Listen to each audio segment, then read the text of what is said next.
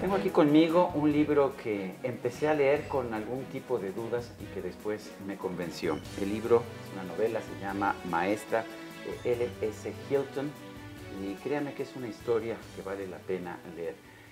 Lisa Hilton se encuentra con nosotros aquí en México. Vamos a hacer esta conversación en inglés. Ella es inglesa. Lisa, thank you very much for being with us. Thank you. It's wonderful to be here. Well, first I started reading the book. I was told that it was an erotic book, and it does have some eroticism, but I was surprised at your protagonist, Judith, because she changes all the time, because she's a character that is being transformed all the time. Tell us about Judith. How did you think of her?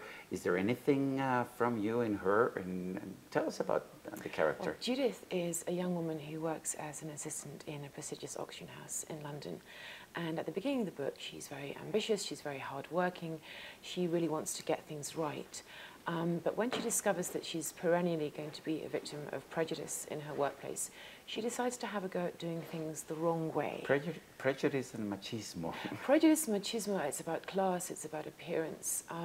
I think of the book much more as a thriller. It is quite a sexy book. Judith is quite a sexy character and she has very particular tastes. But those parts of the book are fundamental to the narrative of the thriller. They're not just stuck on the top. So for me, it's really a page-turner rather than an erotic book. And it is a page-turner, and I have to admit it, because I'm reading it right now, still haven't finished it. I prefer to say it out loud. But that means that I'm going to be reading it and finishing it today and You've tomorrow. got all the good bits to come. Well, I know that. Tell me, I mean, you say it is a thriller, and in fact, things begin to happen to her that she has no control of. Things just get out of hand, and then she gets to see a world that she'd never even dreamed of, totally unaware of what she's getting into. Yes, the book's really about a young woman who, through initially no fault of her own, decides to take control of the circumstances in which she finds herself, and her behaviour becomes more and more extreme as she falls deeper and deeper into the plot of the novel. But one aspect of it is that she finds herself in this world of billionaires and boats on the Mediterranean during the summer season. It's quite a satirical look at that world. I think we live in a culture that's obsessed with money and celebrity.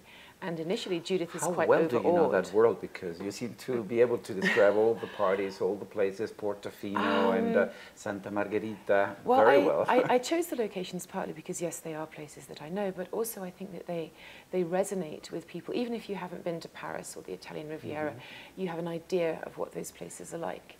Or to a yacht, or to a billionaire's yacht anchored off Sardinia. But I think Judith starts off being quite starry-eyed, quite overawed by this world, but she gradually becomes more and more cynical and more aware that this fantasy we have about the lives of the wealthy is not reality at all. Well, Judith, in fact, has a friend who gets her at the beginning of the book into a totally different world. She convinces her that she can make more money and, for expenses, for whatever, actually being, an escort, I guess, in a bar where you just drink with the guys who happen to be there, and that's all you do, basically. Well, these champagne bars do exist in London.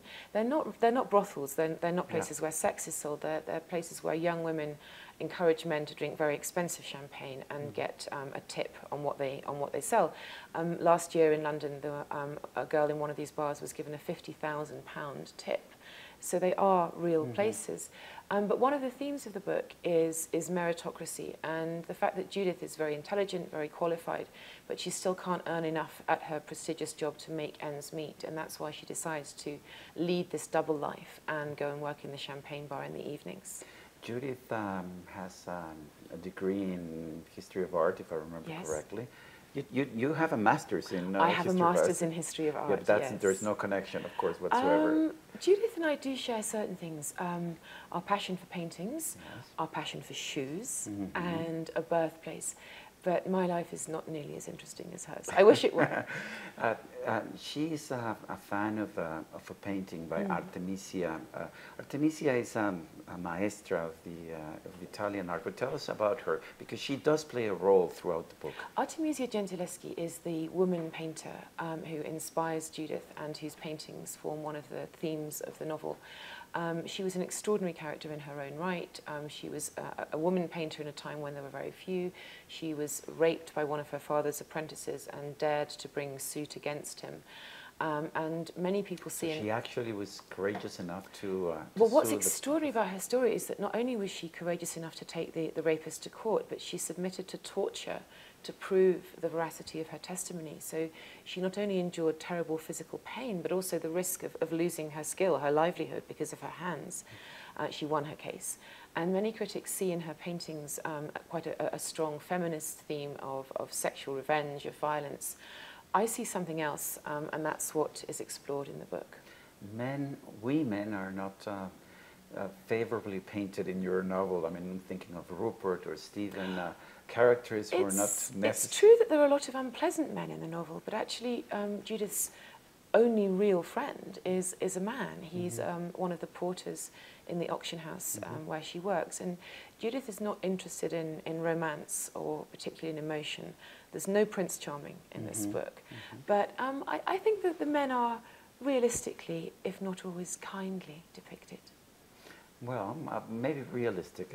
I'm going to. You haven't got to the end yet. Okay. Well, I'll once I get to the end, I will write you if I change my mind. But there's machismo. There's this colonel who tries to rape her. There's the way Rupert, who's her boss at the auction house, treats her. I mean, it's disgusting, and I, as a man, feel infuriated at the way she's treated. And then I have to recognize that that happens to many women. I think unfortunately, it's realistic. I don't think I've exaggerated when I've shown the sexual harassment and prejudice to which Judith is exposed. But what I tried to do in the book is show that Judith doesn't see herself as a victim.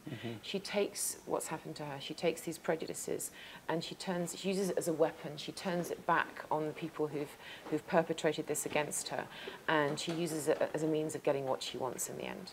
A woman friend who's already read the whole book tells me, what I really like about Judith is that she decides who to take, when to take him.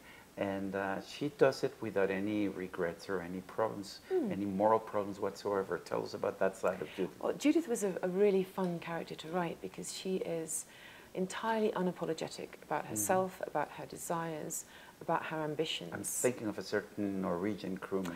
Oh, yeah, Jan, the Norwegian sea captain. Oh, yeah. I did have fun. You see, how can you say that the men are unsympathetically depicted? Well, that's true. Well, because he was almost like... He gets top billing. He gets top billing. Well. She's not interested in emotion. She's very interested in sex. She enjoys it for its own sake. And she's not ashamed of, I suppose, perhaps, having a more masculine view of physical pleasure. At the same time, she likes sex, but she's quite willing to be with someone who doesn't give her sex. I'm thinking of James, I'm thinking of Stephen again. And, you know, at one point I underlined a sentence in which she says, well, you know, I knew that I might have to pay for my dinner. It doesn't happen, but I mean, she takes that in a stride as well. She's a pragmatist. Her ambition is not the acquisition of money. She actually despises money, but she wants to be free to live her life on her own terms. And so she hasn't got anything in the world except her brains and her looks. That's it. They are the tools of her trade. And she's prepared to use everything she's got. I mean, she succeeds mostly because she's intelligent, but she has a pragmatic view of physicality as well. And I think that's one of the reasons perhaps why the book has been seen as controversial.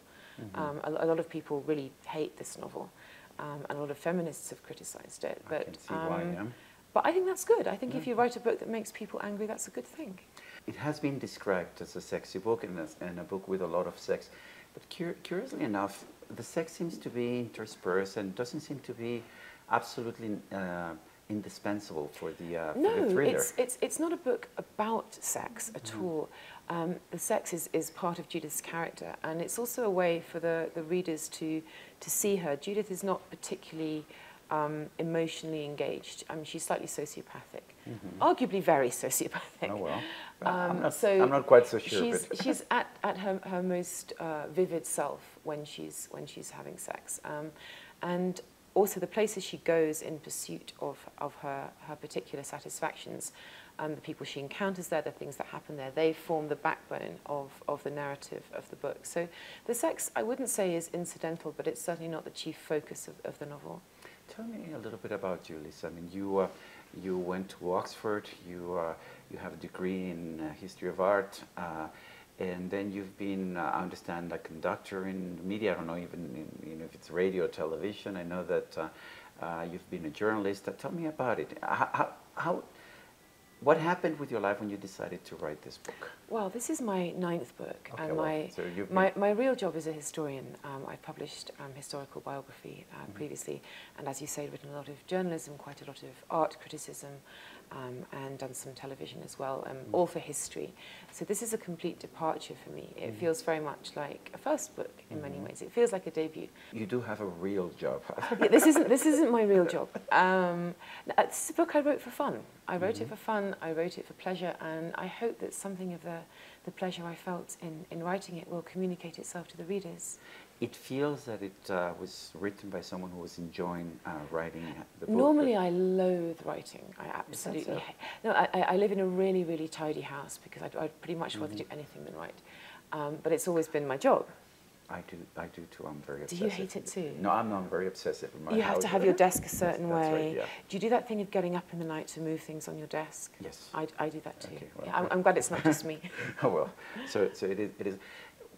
What would you tell people about Maestra? As someone who's never read your work before, and from what I understand, this is it's a departure from what you've been writing in the past. Why is it worth it? What can I get here? I think you can get, it's a novel which will transport you, it's exciting, it's really funny, and I think if you don't love it, it will outrage you.